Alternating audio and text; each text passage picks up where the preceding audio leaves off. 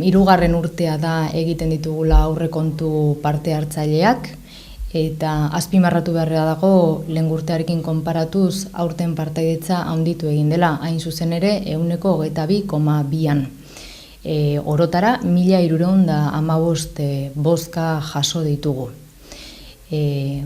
Atal honetan edo fase honetan, Getxoko herritarrek 8 proiektu lehenesteko zituzten, eta hoien artean ondorengo lauak dira bozkatuenak.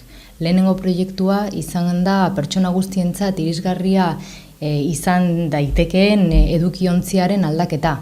Proiektu hau orain aztertu eta ikusiko dugu nola aurrera eramango dugun. Bigarren proiektua lorategiak hobetzea da eta baita gune berdeak handitzea. Hirugarren proiektua, Algortan pertsona nagusientzat gune bat egokitzea. Eta azkenik, txakurren gorotzen kontrola ere atera zaigu fase honetan.